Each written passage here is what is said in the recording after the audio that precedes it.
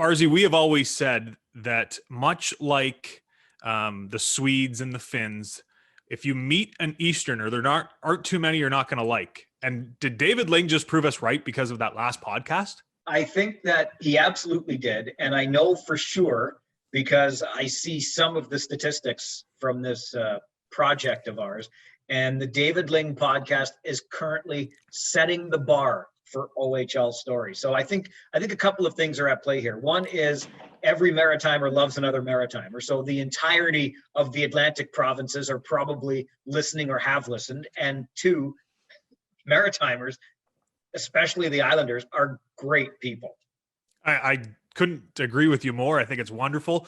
Thanks to everybody out east who listened. Hopefully we gained a couple permanent listeners out of that project with David Ling. The guy's a beauty. If you haven't listened to the podcast yet, make sure to go back and listen. And apologies for any sound issues right now. We had some technical issues from the Rogers building with Mike Farwell. This is all done over Zoom, so bear with us. We're going to get that figured out. We have our technical op on it heading into next week. We promise that the story that you're about to hear in this week's episode with a two-time Memorial Cup participant has much better sound quality, but hopefully you can endure this level for now. Speaking of two-time Memorial Cup, I want to, before we get too far into this, I just want to say a quick stick tap and thoughts of ours are with the family of the Windsor Spitfires and with Bill Brown. He was a former OHL scout with the Spits, won 2 Memorial Cups, recently lost his battle with cancer. I worked with Brownie up in Wingham when I was working small town radio in Ontario up in Wingham. He was a sales rep for us. He did a lot of coaching and managing in the lower junior ranks as well, but Brownie he'd be the first one to tell you that he won 2 Memorial Cups, mostly because he'd wave his hands around a lot while he talked.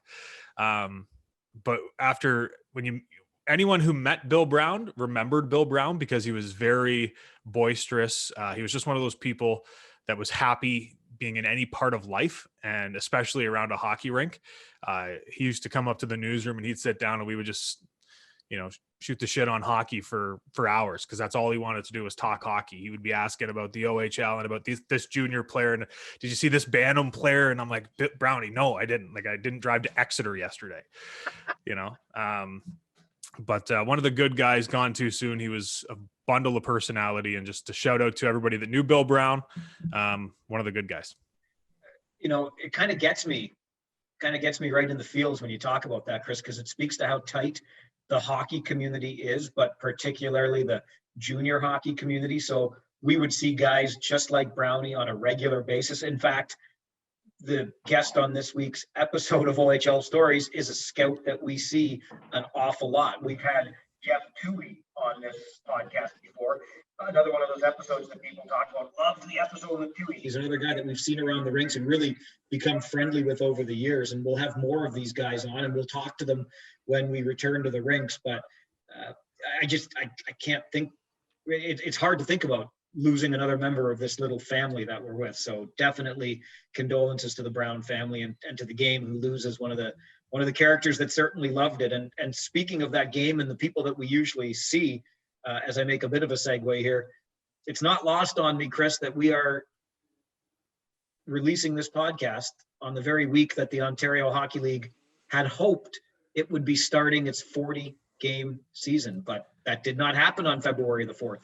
It did not. And are you surprised, Mike?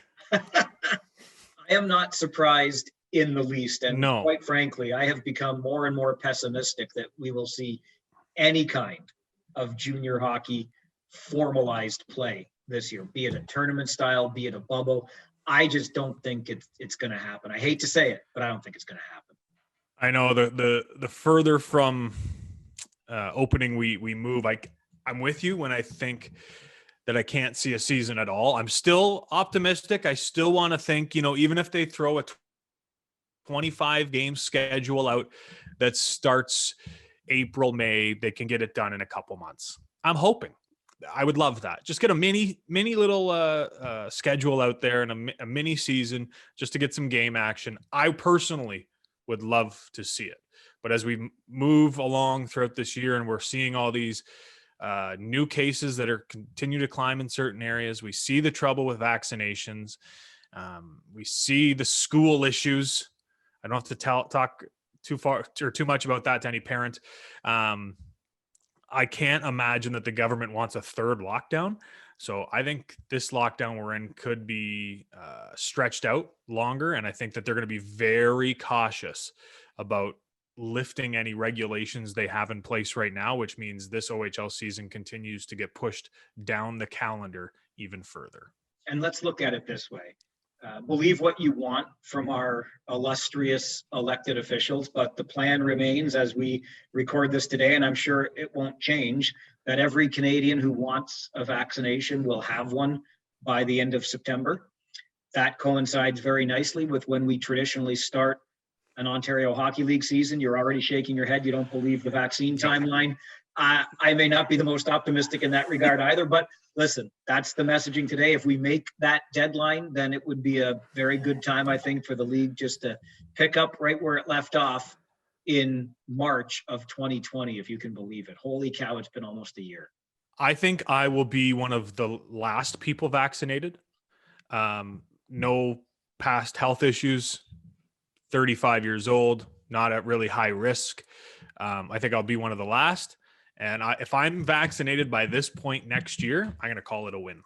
Wow. You'll be. Well, they couldn't even get Plan A wave done right for our long-term care people and our frontline workers. What makes you think they're going to get it right when there's a flood of people that just came from Walmart trying to get their shots? Come on. The long-term care people, they're in a home. You take the shots to them. Our frontline workers are much more mature and much more serious about this than people who are stocking up on toilet paper. You expect those people to go and get their vaccinations done properly? Come on, get out of here.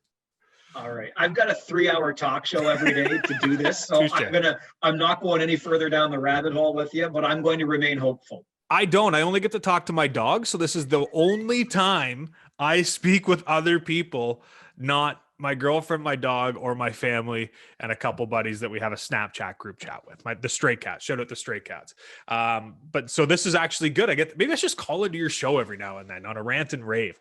Hey? Love to hear from you. Rant or rave every Monday from 11 till noon on 570 News. Speaking of wanting to hear from you, if you, the listener, want to get in touch with us, Farwell and Pope, make sure to reach out farwellandpope@gmail.com or on Twitter _Chris Pope or Farwell_OHL. And shout out to Matt, who reached out through our Facebook page. You can find it at the Farwell and Pope podcast. Sent us a note talking about rivalries. We'll get into that in just a minute. But last week, Chris, we were talking about, and I don't know if we did it on the podcast or I think it was just texting back and forth, but I'm like, just give me a road trip, man. Like, I can't believe I'm saying this, but I want to experience a road trip. I want to get on the bus. I want to go to a game. I want to call a game. Wouldn't you know, I had a guest going back to my talk show that I do as a quote unquote day job. I had a guest on from Laurentian University, professor by the name of Thomas Merritt. It was actually a really interesting conversation, and you're going to know exactly where I'm going with this story when I tell you what he was on to talk about, and that is coffee. So here's a professor from Laurentian University in Sudbury. He's talking about genetically modified organisms and how our appetite for GMOs might change if it could make a better cup of decaf coffee, because we all know decaf versus the high octane, et cetera. So interesting conversation about coffee in and of itself. But at one point in the conversation, he mentioned his local brewer, and he had just picked up an espresso from there that morning when we were having our chat on the air. So I filed that to the back of my head, and when we finished the chat, before I said goodbye, I'm like, Laurentian University, you're up in Sudbury. I sure hope when you say local brewer, you mean the Old Rock. Well, let me tell you, Professor Merritt was blown away. He's like, that's where I was. And forgive me, I want to say Carol and Jim, but I bet I've got it wrong. But he named the owners by name. Wow. I can't do that. But he's like, how do you know about the Old Rock? That's exactly where I was to get my coffee this morning. I said, well, let me tell you about the Old Rock right there on Minto, across from the venerable Sudbury Arena, where you and I, Poper, make a point of paying a visit every time we make that one trip a year, but we go to the Old Rock while we're there. That was the spot of the very first coffee review we ever did. And I remember talking to you that we were doing pregame videos, and I had this idea of a pregame video, and I wanted to do a joke on the coffee reviews. And then it took off. It was shared everywhere. People liked it. People were laughing. So we just kept it up when we were on the road whenever we could. And I think to this point, the Old Rock is the only stop we've had that has got a 10 out of 10. And I stand by the score. Everybody said it was a rookie score, but I was a rookie doing coffee reviews, so I had to give the rookie score. It is still the best cup of coffee I think I've ever had. And I actually remember, was it last year or the year? 2 years ago, I think. You were up in Sudbury and I couldn't make the trip for whatever reason, and you brought me home a bag of coffee from the Old Rock. I wish I would have got you to bring home a satchel. That's what teammates do for each other. And it's fantastic. You got me thinking, real quick tangent here, but we were talking at the beginning of this about the David Ling podcast, OHL Stories episode being the most viewed and listened to date, because we post these things on YouTube as well. And I'm thinking that just looking at the traction that some of these things are getting, obviously you can listen wherever you get your podcasts, but if you want to see these players, these characters from the game, these are all recorded now, online, posted to YouTube, so you can see faces and see how people are doing these days. Watch Pope and I age in real time. But I'm thinking, when we get back to doing our thing, there's room on the YouTube channel for coffee reviews. Yeah. Maybe some stuff while we're on the road. I'm thinking we might even be able to. I'm going to have to check with the lawyers on this, but parts of our pregame show, things that are happening within the game to keep driving people to, give them something fresh to look at as opposed to listen to when we're doing our broadcasts. So keep it in mind and shoot us a note anytime of content you'd like to see, farwellandpope@gmail.com. I'm hoping that we can still record the podcast on YouTube whenever we're on the road. When we're doing interviews with people, we set up the phone on a little tripod, record it, or if we're just sitting in the hotel room, we'd have to hide the empties, but I'm sure we could still throw it on YouTube. There's a lot of empties to hide some of those trips, Poper. There is a lot of empties.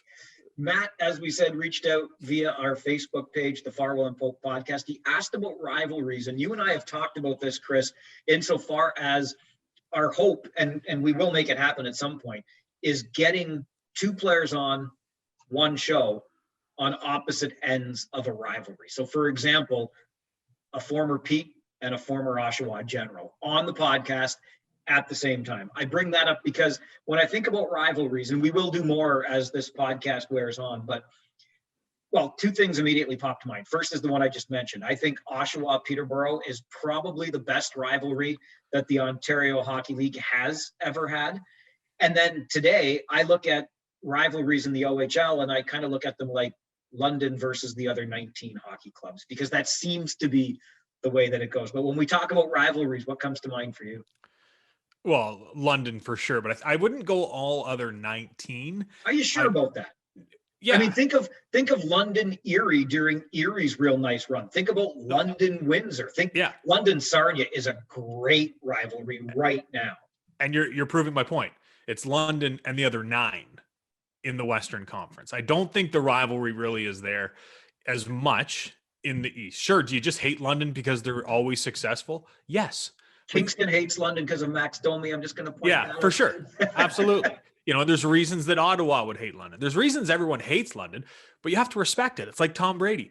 This Sunday at the Super Bowl, I bet you 98% of people are going to be cheering for the Kansas City Chiefs, and it's because they're facing Tom Brady. But if Tom Brady wins, that 98% of people watching the game are going to go, he's just so good. Like, you have to respect it. You have to respect it. London is what they are. They're successful every year. And yes, they beat most hockey clubs. And that's why people hate them. So yeah, the rivalry's there. And I think we were asked not too long ago if London was still Kitchener's main rival. And that answer is simply yes. I think that Guelph is a close second. But are you going to say that London is a better rival for Flint than Saginaw? No. I think it's Flint-Saginaw. That rivalry is just so heavy. But I think a lot of teams within conferences have rivals. Like Owen Sound Kitchener's a good rivalry. There's been blowouts on either sides over the year and physicality. Kitchener and Sarnia, let's just say they don't like each other, especially dating over the last, 4 years. Peterborough, Oshawa to me is always the classic. Like Kitchener, London's one thing, but I think Peterborough, Oshawa, talk about two teams that just hate each other. And, from top to bottom over the years. And that's why I loved having Jeff Toohey on a previous podcast. Go back and check it out if you haven't caught that one. But I just thought it was great having a guy that, grew up from a stick boy with the Petes, and you make it all the way up and you hate Oshawa. And then you come back into the OHL, and who do you go to? The Gens. Well, and here's the thing. You talk about that hatred, and it's a word that a friend of ours, well, let's give a shout out to our good buddy Neil Aitchison, who's very well known in the region of Waterloo, and I don't need to go any further than that. But he called my show one day because I was talking about hating the Montreal Canadiens. He says, we don't need to use that word so much. We don't, anyway, Neil's a lovable old guy, and it gave me some pause. So we use the word hatred carefully. But truly, when you talk about rivalries back in the day, that's how players felt about it. And Jeff talks about that. He said, you'd ride the bus from Peterborough to Oshawa.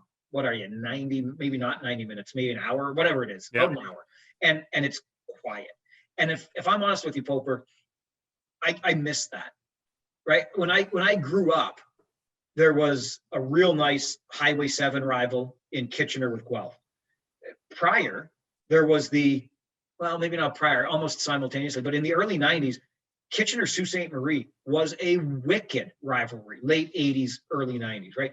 Oshawa, Peterborough has always been there. London, Sarnia is pretty wicked right now. And we can tell the stories. How many times did Warren Reichel walk into our broadcast booth at a Rangers game and say, I love the way you give it to those London Knights, those blankety blank, right? Like Windsor, at least from Warren's perspective, hated the London Knights.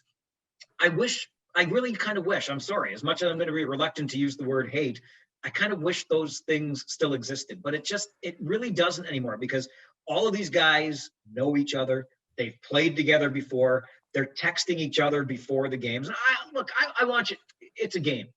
I don't want you to hurt anybody. I don't want you to hate anybody, but damn it if I don't miss the good old rivalries. Yes, like, of course.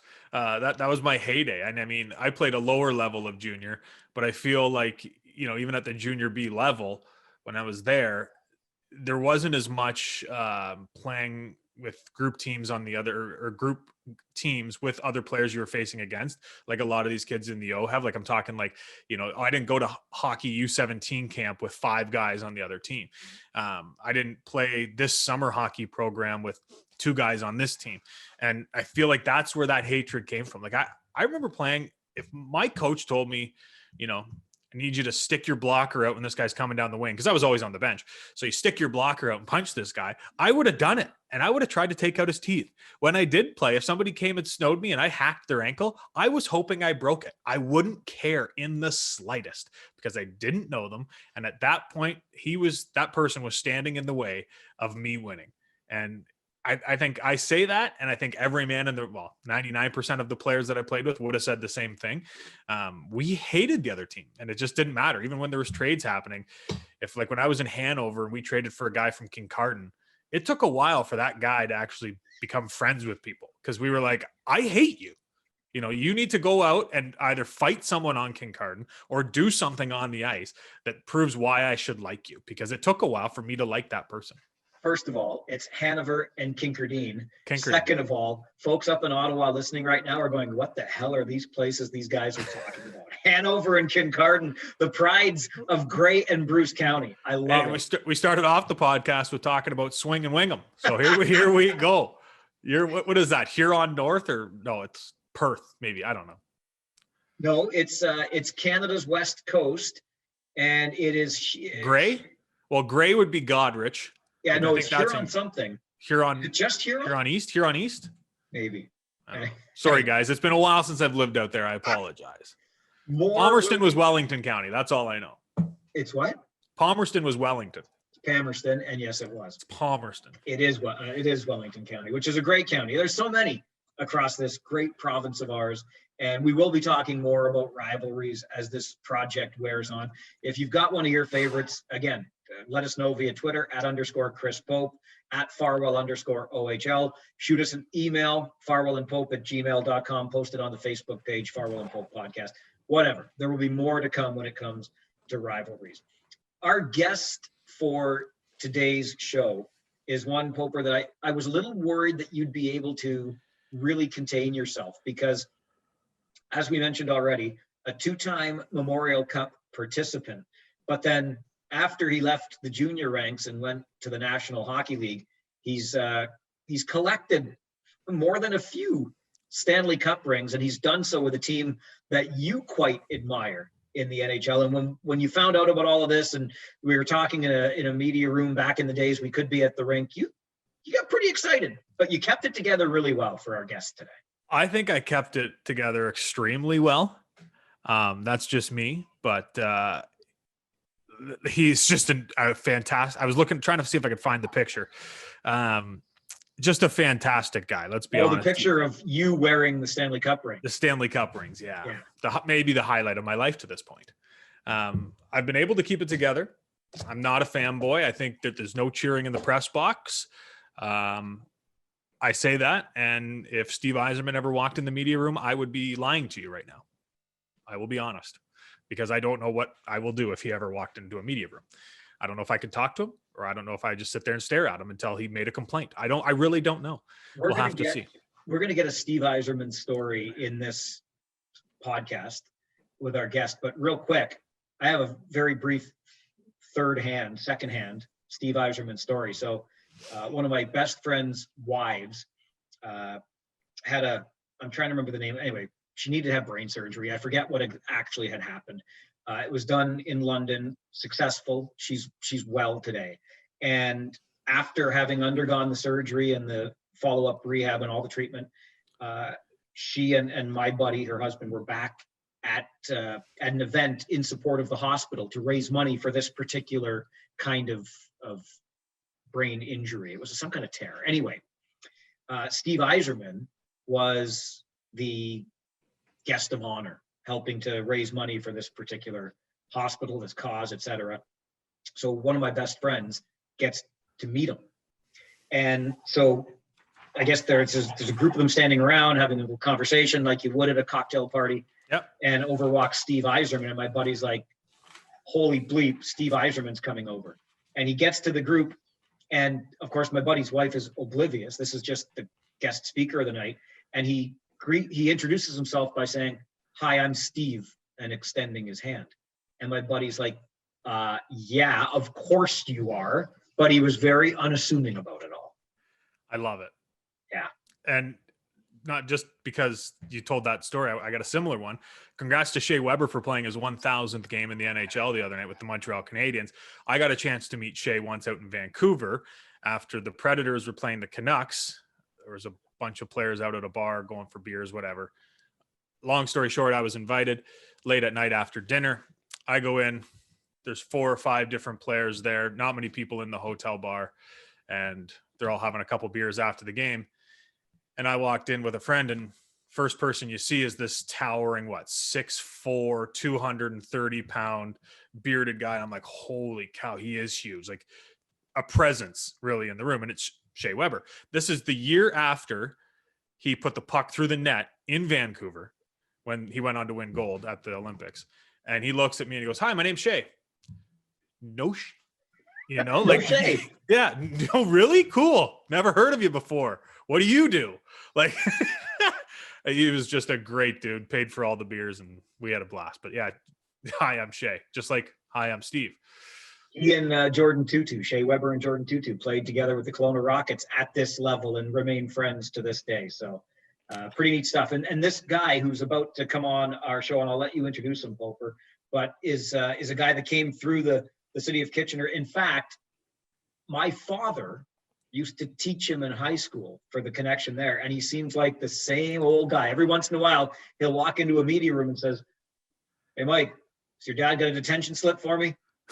Nope, you're okay so far. I think as soon as you come around the Rangers organization, within 3 games, you hear his name at some point for some reason, because he is synonymous with this organization. He played for the team, was the head coach and general manager of the team. Mike already mentioned 2 Memorial Cup trips, 1 as a player, 1 as a head coach. He played in the National Hockey League for Pittsburgh and Vancouver, and then eventually became the director of amateur scouting and one of the builders of one of the greatest dynasties in professional sports history. Settle It is the down. reason I am wearing red today, and because I thought it's time for me to put on a collar to match Farwell so our guests don't think I'm a lazy bum just sitting at home in a hoodie and a backward snapback. After winning 4 Stanley Cups, count them, 4 Stanley Cups with the Detroit Red Wings, he went over to Dallas, where he's still looking for his first. But now Stevie's back at the helm of Detroit, so you never know what happens. Ladies and gentlemen, Joe McDonnell. Obviously, Joe, there are an awful lot of things to talk about from your time in the Ontario Hockey League to where you are right now.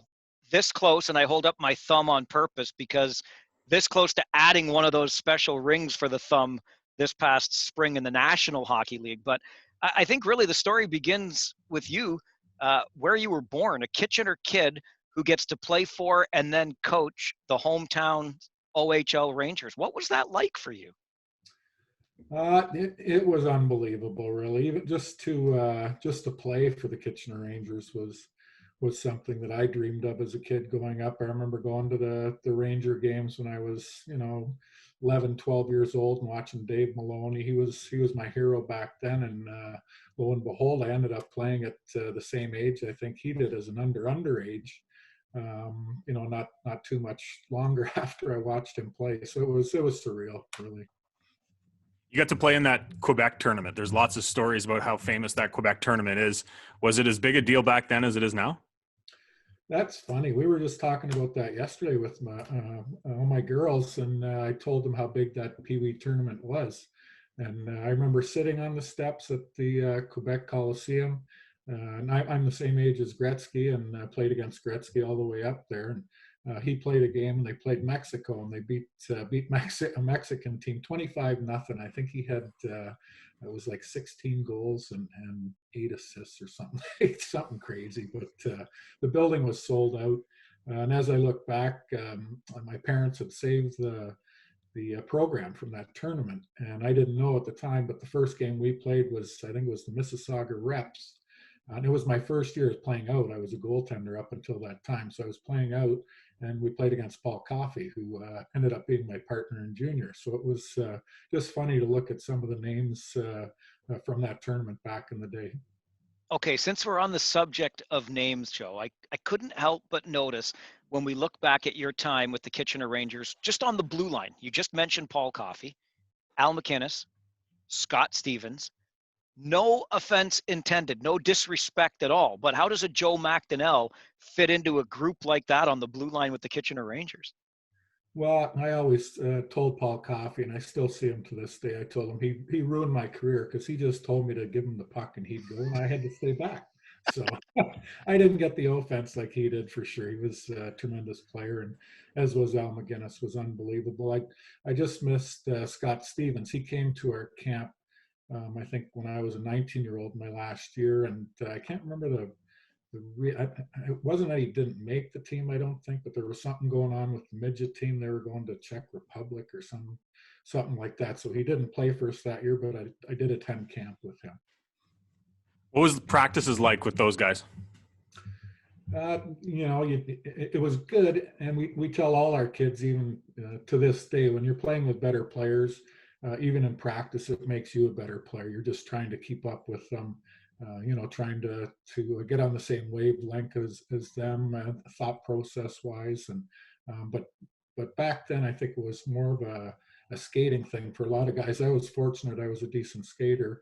But some of the kids that we played with, you just have to become a better skater just to keep up, even in practice. Coffey's famously wore skates 2 sizes too small, I think. Did he ever try to get you to shorten up your skate size? No, he never did that. I think one thing I did though is I didn't wear socks in my skates, and he did the same thing, and I probably copied that off of him. The other thing I had with him back in juniors, he had a knob on his stick that was like, it was as big as your hand, and it was something that I also went with copying it off of him. Didn't work quite as well. Of all the names, one that we haven't touched on, but I happen to have on good authority from a former high school teacher of yours, Joe, that may have had a hand in occasional notes for attendance and stuff. I don't know. But Paul Reinhart, and you and Paul were pretty close, and I have pretty fond memories of that guy. That was right around my time coming into being a fan of the Rangers as well. But knowing how close the two of you were, and the fact that I think some forget in the names that we've been talking about, led the Kitchener Rangers in scoring in his final year. He got moved up to forward, mind you, but still, I always thought derailed by the injuries, obviously in the pros. But what do you think Paul Reinhart's healthy potential might have been? He definitely could have played a lot longer. He obviously was an excellent NHL player, an OHL player for sure. But I think the injuries, it took its toll on him for sure. But I think one thing, I think moving up, playing forward and then playing defense, and that might have sort of, changed the way he played a little bit too. I think it's got to be hard doing that. Whereas, some guys are just obviously sticking to one position, and you're just going with that. So I think maybe going back and forth, but it made him versatile. Coaches loved him just because of that. He was just a steady player, and just could have played forever basically. I'm sure they weren't the first, but what was it like scouting his sons, Max and Sam? Well, again, I stayed in close contact with Paul, and how good a person Paul was. So I assumed that the boys were just like him, and it was the apple didn't fall far from the tree with all his boys. So a couple of them I don't think have panned out the way he had hoped them, or the way the kids had hoped to. But they were all excellent prospects, and all great kids, and they had great parents. 1981, Orville Tessier comes in, and there's a name that's in Kitchener Rangers lore as well. As the head coach, it's your final year with the club in the O, and you make this, I think, still unexpected run to a Memorial Cup, eventually losing to Cornwall. But can you take us through that second half of the season? Don Cameron always told me about was where things maybe started coming together, but that rather unexpected run that year. I'm going to start at the start of the season. He was a guy that just none of us, we didn't like him like one bit, and he gave me the C to wear. And I remember Christmas time. I remember sitting there, and we were in last place. Orville came in the room.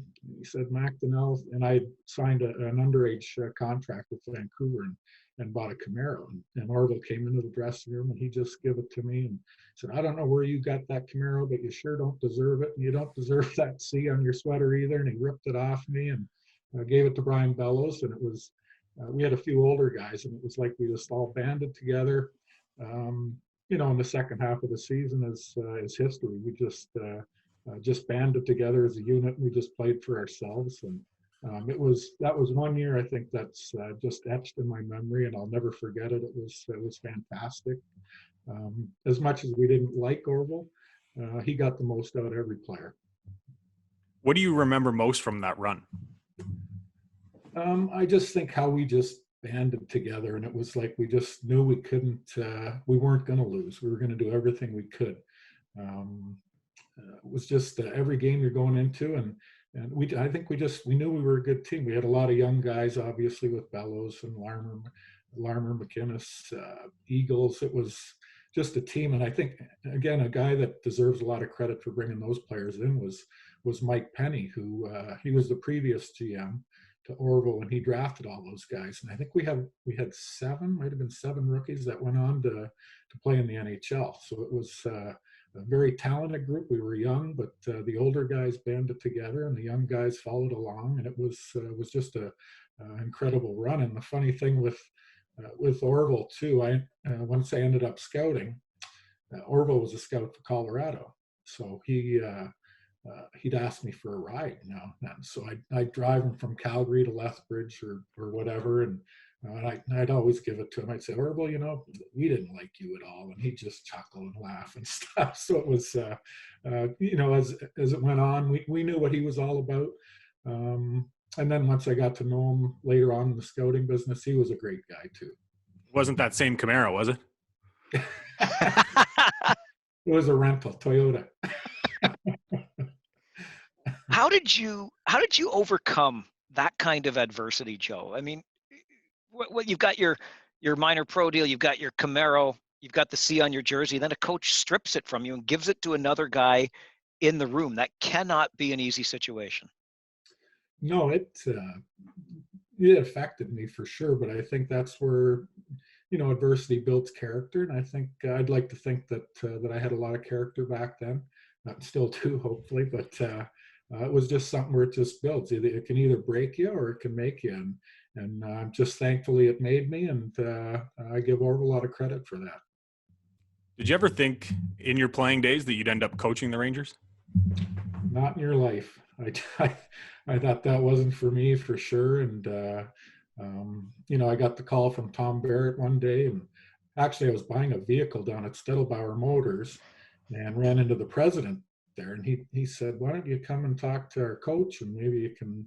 I had nothing going at the time. I think I was getting my real estate license. He said, "Why don't you come and you can help out with our defense or something?" And so I headed to Tom, and he hired me. And once I went on the ice and practiced with the guys, and I was only, I think, 25 at the time, so I was, pretty close to their age, and so I got along great with them. And once I started practicing with them, I thought, "Wow, this is sort of fun, actually." Then you sit upstairs and you're watching. Now it's in your blood that you want to win every game, even though you're not playing. But it gets in your blood, and it definitely did. And once they named me head coach, it was something I loved doing. It's pretty interesting. You talk about, being in the process of getting a real estate license, maybe thinking about life outside of hockey when your playing days were done, and all of a sudden this coaching opportunity comes along, and here you are today, still involved in the game. Did that change your trajectory, Joe? Did that keep you in the game when otherwise you might not have stayed in it? Absolutely. And it's, I have to kick myself every day, really, to, my wife says I've never worked a day in my life, and she's pretty well right. It's just been a ton of fun right from the playing days. They ended abruptly with an injury, but once I got back into it in the coaching part of it, and now you're still scouting 25 years later, it's been incredible and just been a great run. You mentioned being upstairs and even behind the bench, still wanting to win every game, but not having the same amount of, let's say, control as a player. How difficult was that? That's hard. You take losses probably more than the players take them. Harder, I think. You go home and you wonder, what could you have done differently? And the players, they're heading out. They go for a bite to eat after the game and stuff, and they just worry about practice the next day. Is the coach mad, or what's he going to do if we don't win? Things like that. But as a coach, you really take it personally, and it's hard. It's an up and down roller coaster ride. But I'll tell you, when you're winning, and I go back to that Memorial Cup year that we had lost in double OT, that stung, obviously, but just to get there, the wins were incredible, and you feel like you're on top of the world. I wanted to talk about that, Joe, and not to make the parallel too stark here, but it's 80-81 as a player, you make it to the final, lose to Cornwall.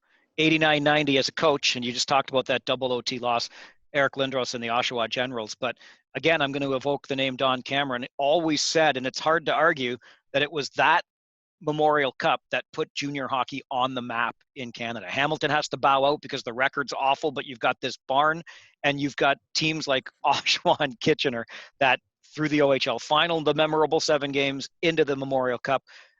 As a coach, what was that like from behind the bench? Did you feel that same electricity as we as fans had taking it all in?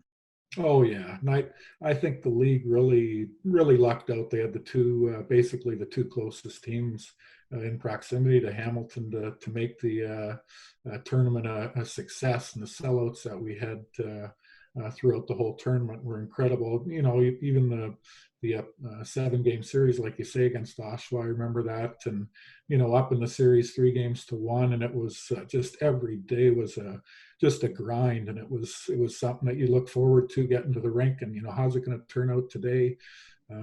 Unfortunately, we ended up on the short end of the stick in the finals and then in the Memorial Cup, but every day was cherished, and I think I still see some of the kids today, Mike Turkia and Jamie Israel, Randy Pierce, some of these guys that played for me on that team, and we hug each other and say what a time, and we'll just always remember that.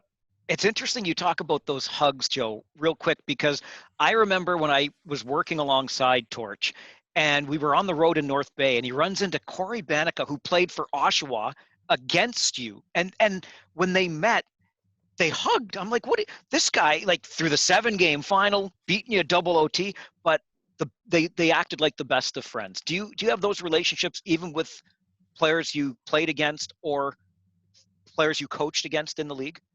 Yeah, for sure. The players you played against, but it's sort of funny because the ones that I coached against, some of them are now scouts, and Corey Banica being one of them. And we razz each other all the time over that game and stuff. And they have more reunions, I'll tell you, over that team in Oshawa. I happened to be there last year. I don't know if it was I guess it was the 20th or whatever reunion it was, but I happened to be at that game. Like, oh, what a downer that was! Like, and they were just ripping me. And then you got Bill Armstrong, who scored the goal. He's now the GM in Arizona. So I see them all the time, and a lot of them. And Freddie Braithwaite is another one. And it's just their friendships, I think, that you'll hold on forever. Mike mentioned the name Eric Lindros. He's widely thought of as one of, if not the most dominant player in the OHL history, maybe. What do you do coaching against a guy like that?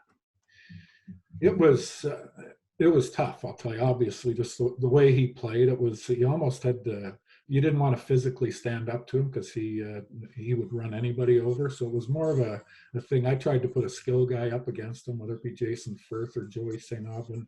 I tried to keep Mark Montanari, who was a physical guy, and he didn't care what size Eric Lindros was or anybody. He would challenge anybody. So I tried to put Firth or St. Aubin against him, just hopefully the skill would outshine Eric. But Eric was tough, that's for sure. And he was only a 16-year-old too, so he was dominant, and he was right up until his career ended. Unfortunately, he played that game where it was just very physical, and it caught up to him.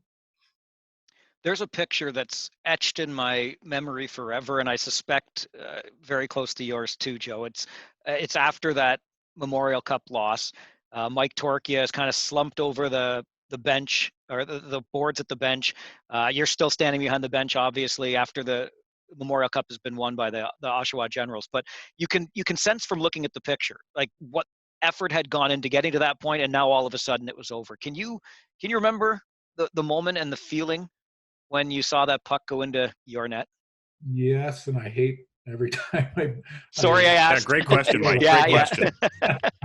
It's like just ripping your heart out type thing. It was very difficult. It's something that you work for all year, or sometimes it's, for some of those players, it was their third, fourth year in the league, and you're trying to build up to that point. To kind of come down to that, sometimes you think, is it better to lose 6-1 than double overtime? It hurt for sure, and it's something you never forget. Heading into that double overtime, was there much said from the coach in the room? No, that was they were all exhausted. They were beaten. We were just trying to be positive, trying to pump them up, and they gave everything. They did everything they could do. From those disappointments and the feelings that will never go away, you've obviously had the ultimate success at the other end of the equation now too, as a scout. Multiple Stanley Cup rings from your time through Detroit, and we touched on the opportunity with Dallas just this past year. It didn't quite come, but one never knows. How did you make the transition from coaching into scouting? Well, that was another one. I said I didn't want to be a coach. Well, then once my coaching was done, I really didn't want to be a scout. And to be honest with you, I didn't even know what it entailed.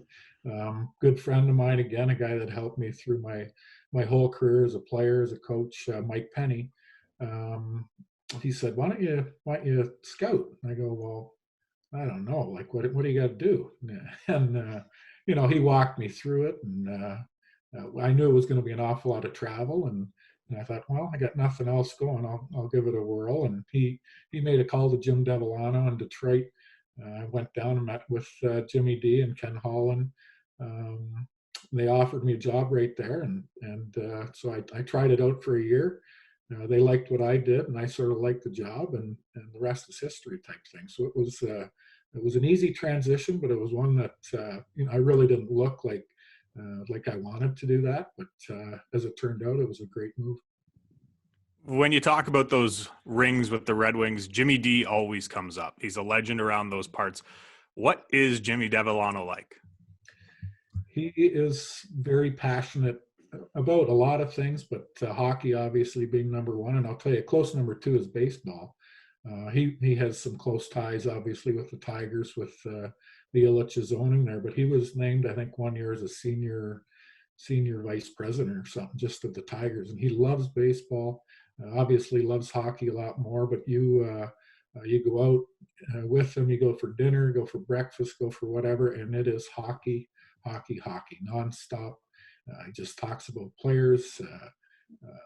Old players that we should all know. I've never even heard of. he knows everybody, everything about the game of hockey. He knows dates. He had season tickets with the Leafs forever. He got a buyout for that, over $1 million, I think, on tickets that he had purchased there and stuff. But he's all business. He's all hockey. He's a great man. Again, I owe him a lot just for hiring me and getting me started in the scouting business.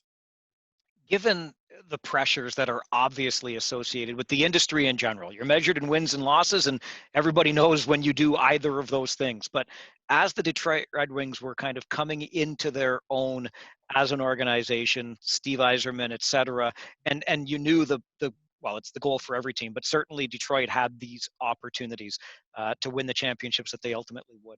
Can you take us into some of the discussions around the tables when you're arguing for a player that you want the team to draft? There's your guy. I mean, how heated does it get sometimes?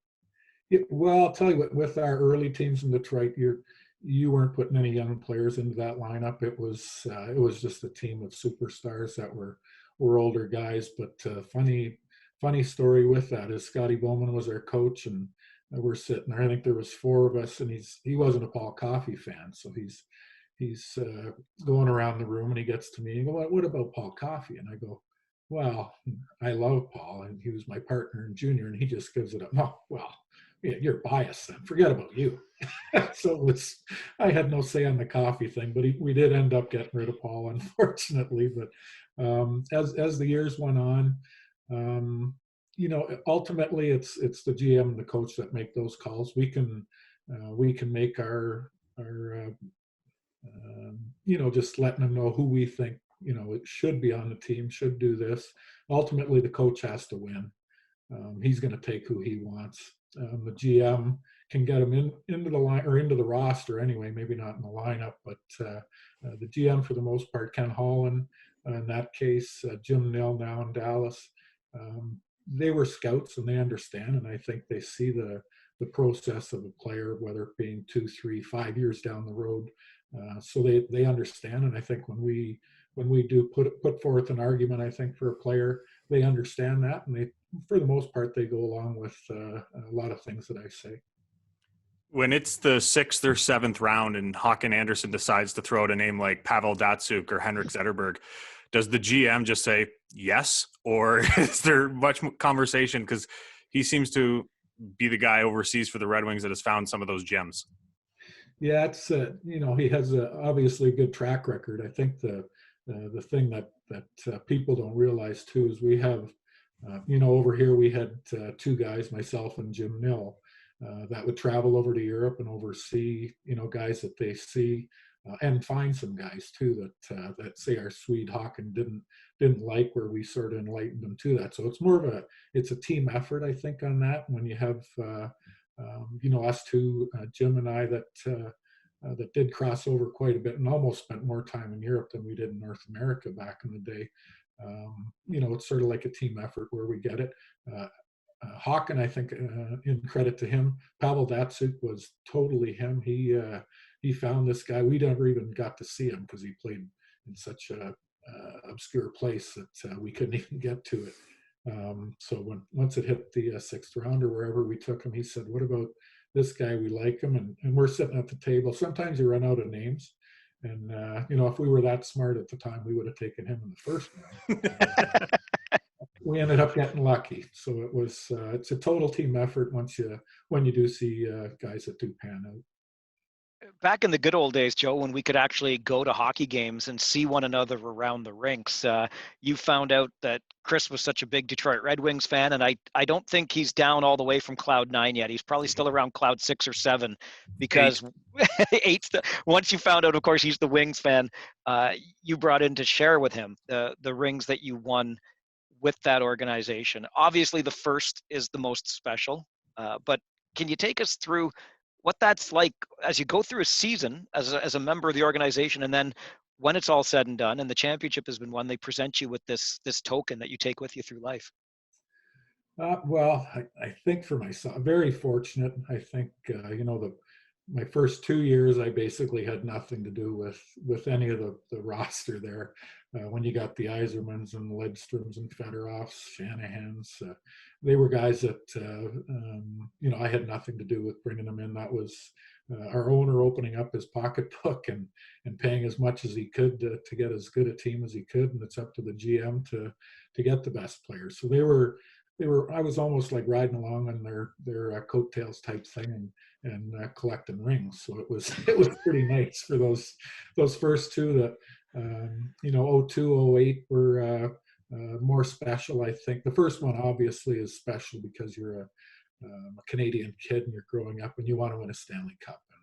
And I happened to win 2 back to back, and it was like, wow, this is fun. Like, well, let's keep this going. So 02, 08 had much more of a factor, I think, on the team and the personnel that we had on the ice. So those two were probably more satisfying, I think, for me. And all of them are special for sure, but I think the last 2 were more special, and last year would have been really special. What's the feeling like being part of a team when they go out and get Robitaille, Hall, Hasek? Are you just like, okay, here we go? Yeah, well, Kenny Holland, he'd always joke. At trade deadline time, he'd just get a shopping cart and he'd just start shopping. And he'd let's go, and he'd buy whatever he could, and he did.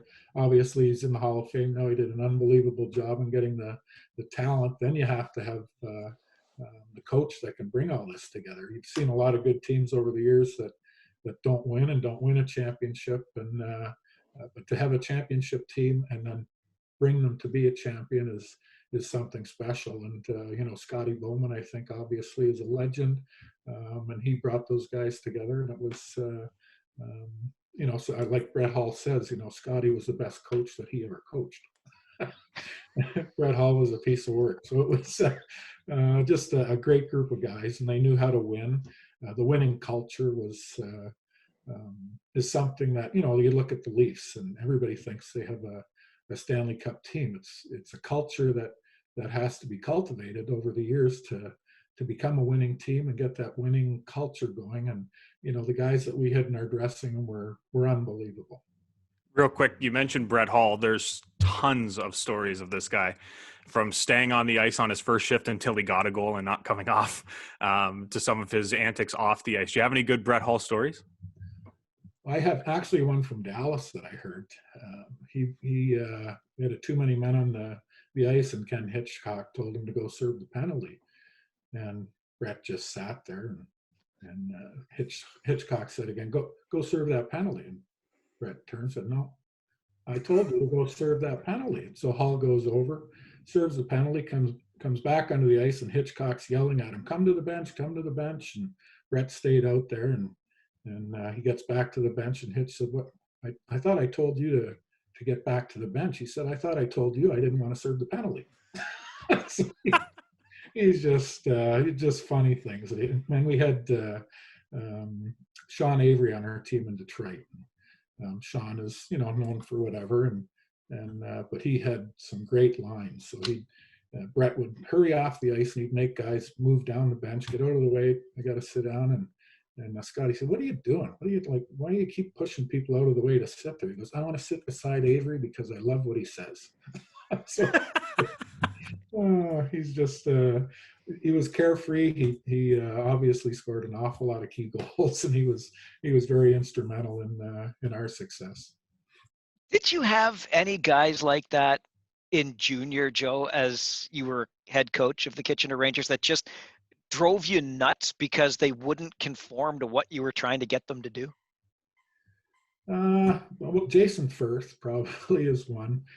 Tremendous player. What a player he was. Like his hands were almost Gretzky-like, but he just wanted to do what he wanted to do, and didn't matter what I said. He just he'd do the other thing, and so eventually I had to trade him. Traded him up to North Bay. Bert called me, Templeton. He said, "Well, how do you handle this guy?" I said, "Bert," I said, "it's up to you." I said, "Just leave him alone because he won't do it anyway. So he'll just drive you nuts. So just leave him alone." His names came up a couple times, and while we're on the topic of the Rangers again, Mike Torchia. Farzy and I have got to spend a lot of time with him, far well more than myself, but he's one of those guys I say all the time that there's not a former player that he played against or with, or maybe just know him, that walk into that Kitchener media room when he was doing broadcast that wouldn't immediately just go, "Torch!" Light up and then give him a hug and they would have a chat. But he seems to be one of those guys that's just all personality. Was he like that in your dressing room as well? He was tremendous. He was, there was a year, and I think he was still, maybe 17, 18 at the time. Like if you could back then, I would have named him team captain. Like he was just a tremendous guy in the dressing room, off the ice, on the ice. All the guys loved him. He was tremendous. And, if you could have named a goaltender captain, he definitely would have been it. How close was he to ending up where Firthy ended up a little bit earlier, but not for the same reason? As a trade, you mean? Yeah. Oh, no, never. He, in his last year, we were sort of rebuilding. I may be looking back, maybe I should have, to try to get some assets back and sort of make the rebuild a little bit quicker. But in the end, he was one of those guys you just wanted to be loyal to. He was loyal to the Kitchener Rangers. I didn't want to trade him. Looking back, maybe I should have, but then I might still be a coach, and that wouldn't be good. So. You mentioned loyalty. Jim Nill, obviously, good friend of yours, scouting with him in Detroit. He goes to Dallas, brings you along. What's that relationship like? Again, I played with Jim way back 1982 in Vancouver when we went to the Stanley Cup final. I was a black ace, but I got to know Jim very well there. We had to live in a hotel in Vancouver, so got to know him. Just stayed close with him, and as it ended up, he had nothing to do with me getting to Detroit and starting there. But once I started, we were inseparable. Basically, he made me his right-hand man, and it's been like that ever since. I think our thought process is basically the same on players and basically on life. So it's just something where we just get along great, and it's worked out well for both of us, I think. You talk about the pros, Joe, and all of our conversation has glossed over the actual playing career, derailed by injury, but you mentioned Black Ace, Vancouver Canucks. Another one of your stops in the National Hockey League was the Pittsburgh Penguins. And it just so happens that a year that you played 40 games for the Pens, it's 1984, and there was some guy, I think he wore number 66, I can't quite remember, but pretty special hockey player, Mario Lemieux. What was it like being on that team? Well, we were a bad team. That was sort of something that you'd want to forget about. And that's why they ended up with Mario in the draft that year. But playing with him obviously was a highlight of my career. And I also played a little bit with Gretzky in the Oilers system and some exhibition games and stuff. But playing with Mario for that length of time, I think I might have assisted on a few of his goals. I think and you just had to give him the puck and way he went. But you could see he was a special player. And like I say, our team wasn't very good, so our season ended abruptly. So, and that's something where when you play on a team, and if you get that winning going and you have that winning culture, I think it makes it a lot more fun. When you're losing, it's you say it's a fun thing to do, play hockey, but if you're losing, it's really not all that much fun. Did you ever find yourself just watching Mario? Yeah, quite a bit. He's, it was just, you couldn't take the puck off of him, even as I think he was 18 at the time. He was a tremendous player. Just to watch him, and it was, back then that was still a little bit of the rough and tumble days. So he was bringing in that skill set with big, and he wasn't a physical guy by any means, but the skill you could see was incredible. I'm pretty sure he would have just been coming off the Memorial Cup that was played in Kitchener. So there's like the ties just continue to bind here, Joe. Yeah, I didn't. I think I was away playing at that time, but I'd heard how he wasn't very good in that tournament, and they were starting to question whether he should be going number one. Like it's funny how the scouting world lives, and how media can sort of make an impact on a kid and say, well, he's not the best player in the draft. Well, yeah, I think he was. He might have had a bad tournament. Speaking of tournaments, this World Junior Tournament, a lot of people are questioning whether they should change it because of all the blowouts, and other people, myself, I like to think that scouts have seen these players. They know what they're capable of, the majority of them. Do you find that watching this tournament, is there still the benefit of watching this tournament for a scout, even when there are these blowouts of like 16-2? Yeah, I think so. It's, there's obviously a lot of debate on cutting it down to 6 or 8 teams. And it would make, for us, maybe the games a little bit better, but there are players in Switzerland and Austria that need to be seen. And what a better place to watch them than in a tournament like that, where you don't have to travel, and you're right there and you can see them play. You watched Marco Rossi. Well, he had nobody to play with, so he didn't look very good, but we all knew he was a good player, and you can sort of identify him there, and then you do have to get on your horse and you got to go out and see him in whatever country he's playing in. Rossi, fortunately, was in Ottawa, but there's a lot of players just like that where you can identify them. And again, the other thing that you have to remember about that tournament, it's more of I would say, a pro tournament for the pro scouts. Most of those kids are drafted. So just an example, say on the U.S. team, Matt Beignets is a high-end pick for this year's draft. Well, if he goes into that tournament and he doesn't play very good, you sort of look, well, he's only 17. He's playing against 19-year-olds. So you have to go back and see him. It doesn't really hurt his stock, whereas most of the kids are 19.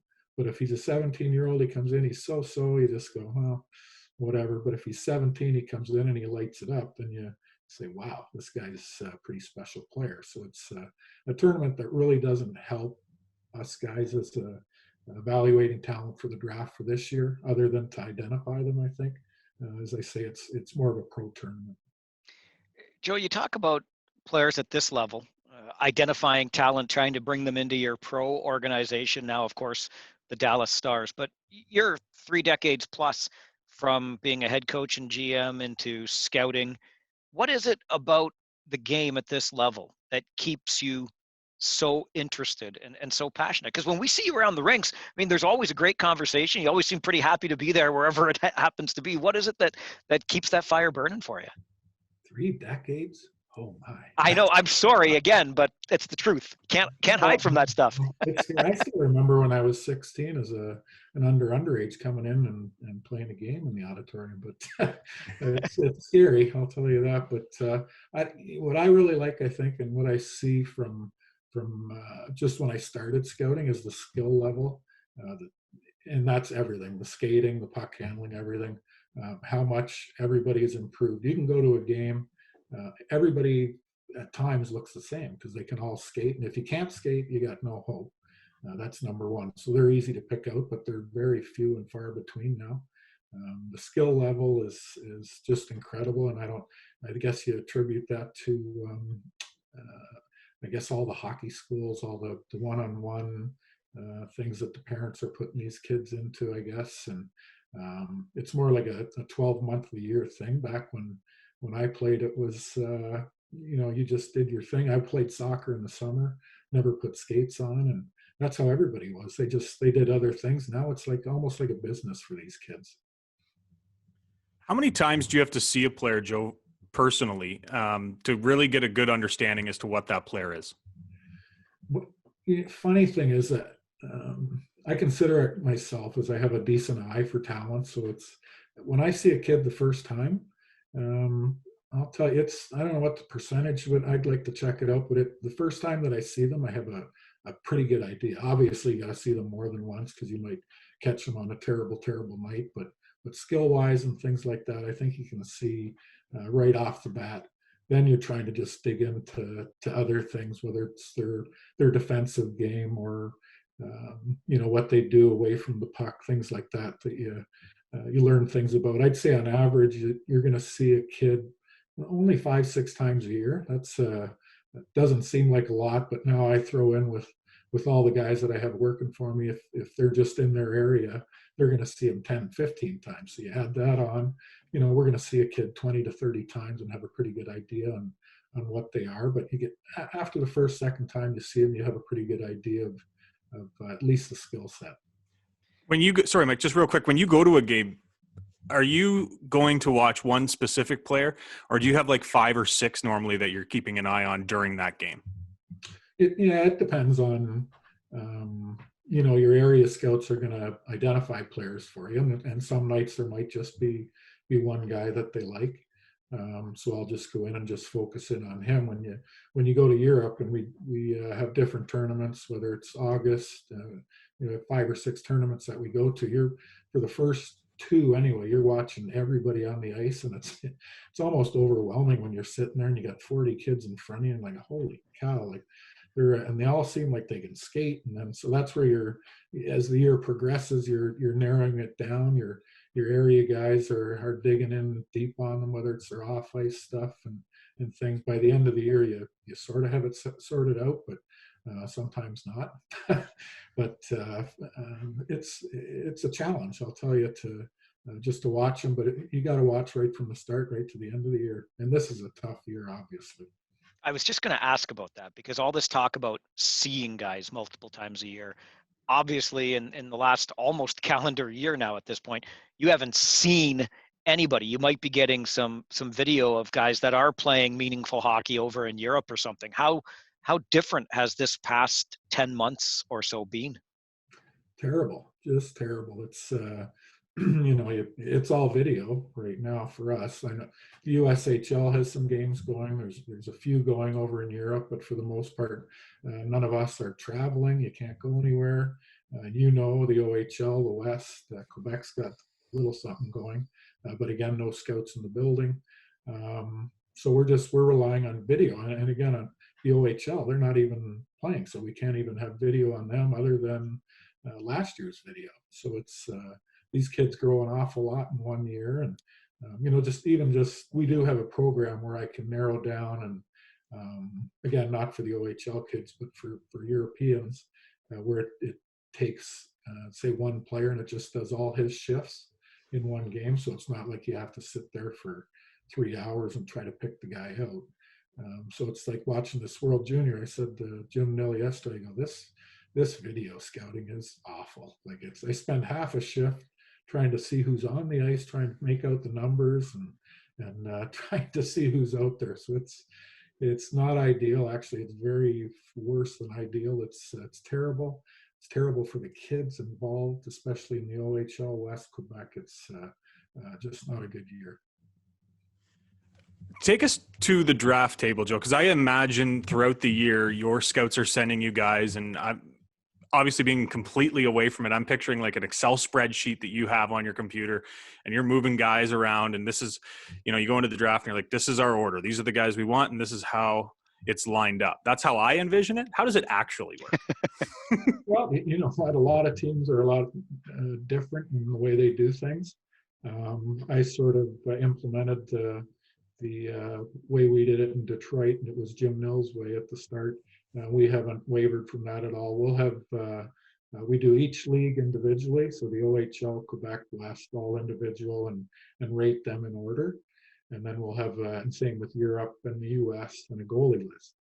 And we just rate them 1 to 50. In the end, we usually have about 160 names to go into the draft with. So out of those different leagues, then we sit down and we do an overall list of, this year it'll be 32 players. So we go 1 to 32. Then after that, once they're all gone in the draft table, then we start picking away. And I'll say to all the guys, okay, we got somebody in the OHL, as the next guy on our list, West Quebec. US and Europe. So we'll have 5 guys and we sit there and just talk about, okay, who do we want next? And we just start picking away at the list from there. And ultimately, I might have some guys fighting over their area, and then it's up to me to make the executive decision. Okay, we're going to go with this guy. I obviously listen to everybody, but in the end, it's my things are on the line. How does that feel? Yeah. Your things are on the line, Joe. I mean, I know you got the 4 rings with your things, but come on here. Well, it's I guess if you call it stressful, it's a little bit. That's our stress is that day, and you have to be very, I guess, open-minded and listen to everybody and things like that. But you also have to be strong and see what you like, and if there's something that you personally like, you just go with it. Can't be that stressful. Mascarin, Damiani, Camano, Delandria. It seems to be working well. Yeah, they're all looking pretty good so far, but I'd like to get all Kitchener players. I wouldn't have to leave home. Was it tough leaving Detroit to go to Dallas? Yeah, it was, because they were the Illiches were tremendous owners. Ken Holland was great. And loyalty. We talked about that. That's something that I firmly believe in. Unfortunately, sometimes money talks. So the loyalty, I guess, you think of me as a player in that regard. I guess it just it was too good to turn up or turn down. And You talked earlier, Joe, about the passion still burning because of the skill that you get to see these kids bring to the ice and the rinks night in and night out. And you also, when we were talking about Mario Lemieux before, referred to that rough and tumble style of hockey that was being played back then. From your time in the Ontario Hockey League, late 70s into early 1980s, I mean, that's like the wild, wild west, man, back in the day with the league back then. How do you compare eras? Do you look at the league now versus then and say, I like that one better for any reason? Not really. I think obviously they were different, but I think I like today for sure. It's hockey is a game of skill. You have to be tough and physical as well. But back then, sometimes it just got totally out of hand, and it made no sense really. And you go back to Orville again. We had a game in Brantford against the Alexanders, and everybody was on the ice. They were just going at it. There was blood everywhere. Orville Tessier was standing up on the bench, and I still remember looking over at him. He had his arms crossed. It was like, yeah, okay, let's get him, boys. And that was it. The next game, I think we didn't have a goalie, and it was the rest of that game, I think. And he said, "You hold your stick in that way. You used to be a goalie." I go, "No, I hold my stick in the other hand. I can't play that." So I think we threw Larmer in. I can't. Oh, so it was just crazy back then. I think today's game is far superior. All right, we've been talking for close to an hour, and I can't believe I've made it this far without asking about a certain someone, and I think Mike knows exactly where I'm going. He is the greatest hockey player of all time, and that is Steve Yzerman. Do you have any Steve Yzerman stories for me? A complete Mark IV Steve Yzerman? Well, Steve is a class act for sure, and there's really no bad stories. I guess the funny one, I don't know if a lot of people know it too, is my first training camp. I went in there, and they always had the scouts coach, so I was coaching his team. They have four teams broken up within the whole organization. So Steve was on my team, and I'd say, "Yzerman, your line up," and he was like just going through the motions, like he didn't want to be out there, didn't want to do anything. And I thought, oh my gosh, this is like Steve Yzerman, like this is a superstar. What's going on here? As I found out later, was Scotty Bowman was going to trade him to Ottawa. And there was 2 kids, Radek Bonk might have been one of them, and there was, I forget the defenseman. But that was the conversation, was he was making the trade, and Scotty had full authority over Ken Holland to do this trade. So he called the owner of Ottawa, and he said, I'll fly in to Ottawa, and we'll consummate the deal, and we'll get it done. Well, Scotty leaked all that, got it all out there. but had no intention of getting on a plane and going to Ottawa. He wanted to shake Yzerman up, and he did. And he talked about Tessier and pushing the right buttons. Scotty knew how to push him, and he pushed Yzerman's buttons and turned him into a Hall of Famer. That's crazy. I would have been heartbroken. Yeah, me too. I just want to bring you kind of full circle one more time back to the hometown that you just referenced again very recently. You know, if you could always get the Kitchener Rangers players, you wouldn't have to leave home. We often see you, obviously, at the auditorium, which has been described as a mini Maple Leaf Gardens back in the day, still looked at as one of the best buildings on the circuit in the Ontario Hockey League. As an underage coming in when you did, like, what's it like walking into that arena to start playing junior hockey? I was scared to death. Yeah. Scared to death. Again, you talk about rough and tumble. Well, we had the likes of Don Maloney and Dwight Foster, which were, fairly tough guys, but good players too. We had to go in and play Hamilton, the Finn Cups, and they had a team full of nuts. Like it was crazy, and it was scary, and we were scared to death. And we went in there, and we'd get bombed like 15-2, 15-3 every time we went up onto the mountain arena there in Hamilton. We'd come back to Kitchener, and we played a little bit bigger when we were back home. We'd only lose maybe 5-2, 5-3, but it was just terrifying to go in there at that age. As I look back, I was probably too young. I was only, maybe 6 years removed from playing goal, and 1 year removed from playing forward. They moved me back on defense in minor midget. So I was coming in, really didn't know what I was doing, and I shouldn't have been there.